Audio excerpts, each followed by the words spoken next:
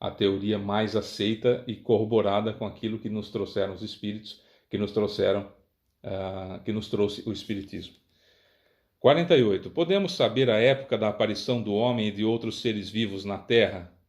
Não, todos os vossos cálculos são quimeras. Em 1857, sim. Hoje já é um pouco mais fácil. Embora cada dia que se acham em escavações fósseis, as coisas começam a ficar um pouco mais claras. E o que se acreditava ser o primeiro ser vivo, a Lucy, já parece não ser mais. Embora se concorde que o ser humano surgiu, que a população da Terra surgiu na África, mas não necessariamente na quantidade de milênios que se tinha ideia até agora. Então remonta-se mais para trás ainda. Então hoje os cálculos são quimeras realmente, mas sempre vai se achando alguma coisinha mais antiga, sempre vai se achando uma coisinha mais antiga, e claro, os dinossauros, que nessa época não era nem possível entender-se claramente o que era, em 1857, hoje a gente já sabe de 300 milhões, 65 milhões de anos, que teriam sumido há 65 milhões de anos, enfim. É uma situação que a tecnologia nos permite entender, principalmente com o carbono 12 e 14, o 12 nunca muda e o 14 vai decaindo ao longo dos anos, então com um cálculo relativamente fácil de fazer, se consegue entender pela datação do carbono 14 uma ideia mais ou menos exata de quando aquele fóssil, de quando aquela coisa que tenha carbono, né, aquele objeto, aquela substância que tenha carbono tenha surgido na Terra, e o nosso corpo tem carbono, né? 49. Se o germe da espécie humana estava entre os elementos orgânicos do globo terrestre, por que os seres humanos não se formam espontaneamente como em sua origem? Perceba o bom senso de Kardec e o fato dele não aceitar a primeira resposta, né? Porque precisamos testar os espíritos, não podemos ficar aceitando tudo que eles falam assim. Kardec nunca fez isso. Era uma resposta aqui, a pergunta semelhante feita em outro país, recebida por carta a resposta. Aí, numa outra reunião, fazia uma pergunta semelhante. E aí, às vezes, na mesma reunião, em outros dias, fazia-se pergunta semelhante ou com viés diferente para tentar pegar o espírito na contradição. É esse o objetivo do Espiritismo e do Livro dos Espíritos, fazer-nos raciocinar. Fazer-nos raciocinar. Não acredite em tudo que você está ouvindo, mas não duvide a ponto de torná-lo uma pessoa inerte, que não progride, né? Não aceite aquilo que você recebeu, mas busque uma explicação melhor, mais condizente, mais perfeita acerca do assunto. Não simplesmente na idiotice de isso aí eu acho que não é, e vale a opinião. Opinião não. Duvidar e buscar informações para corroborar a dúvida, afirmar a dúvida, ou dirimi-la com a busca de conhecimento. Aí sim, estamos fazendo o correto. Resposta. O princípio das coisas é um dos segredos de Deus. Segredos aqui a gente já explicou, é aquilo que a nossa mente ainda não alcança, nós espíritos ainda não estamos no ponto de entender. Costuma-se dizer, até em tom jocoso, em tom de brincadeira, que nós espíritas estaríamos aí na fase da adolescência espiritual, né? Que é aquele momento que a gente acha que sabe mais do que todo mundo, não é? Imagine quem está na infância espiritual ainda, mas enfim. No entanto, pode-se dizer que os homens, uma vez espalhados sobre a Terra, absorveram em si os elementos necessários para a sua formação, para transmiti-los de acordo com as leis da reprodução. Ocorre o mesmo com as diferentes espécies de seres vivos. Tá. O que nos é sugerido é que, inclusive em 2014, se não me engano, saiu a última teoria mais recente, não vou colocar a última, a teoria mais recente, de que a vida teria começado na Terra no fundo do mar, no planeta Terra no fundo do mar, e depois se espalhado pelo planeta. Nós estamos falando desde os princípios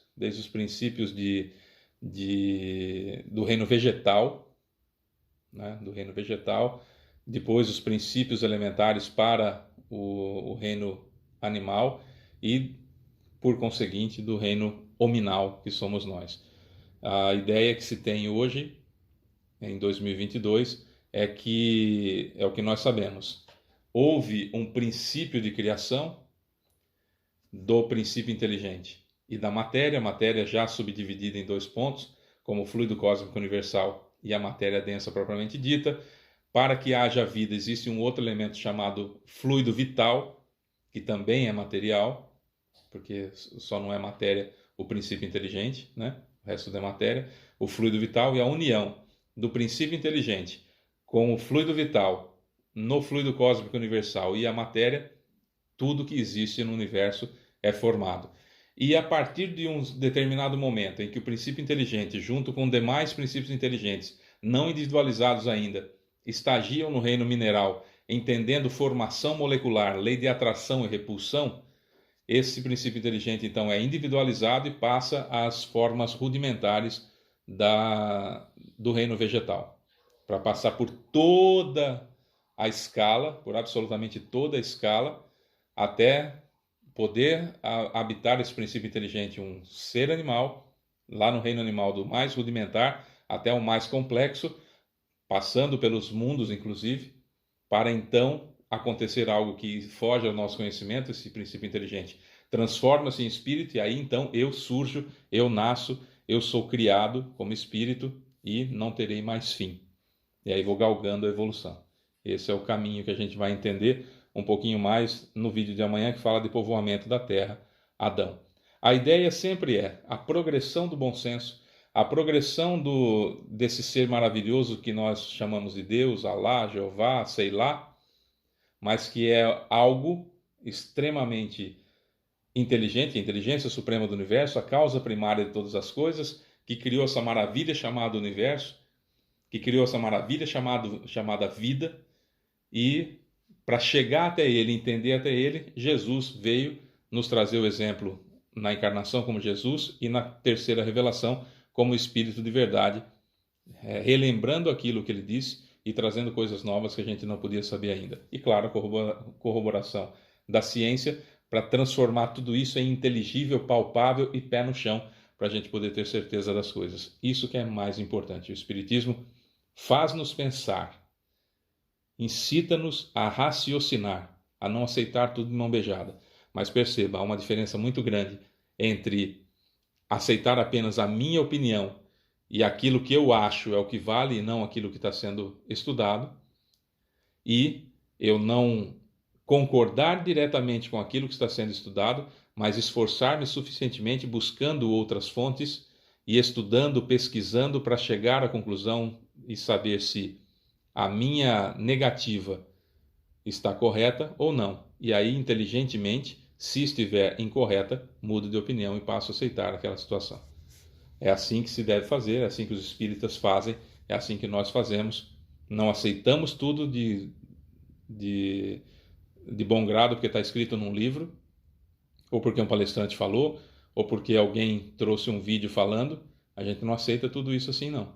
Mas a gente pesquisa, corre atrás da informação, levanta a informação, busca a informação, para que então, a partir daquele momento, a informação seja minha porque eu pesquisei e não porque ouvi falar. Espírita de ouvir falar é chato, é ruim e só faz bobagem. Temos que tomar muito cuidado. Bom, eu sou Fábio Pereira, essa é mais uma gota de Espiritismo e a gente volta amanhã com muito mais. Aí amanhã a gente vai falar a questão número 50. Beijo pra você que fica, tchau.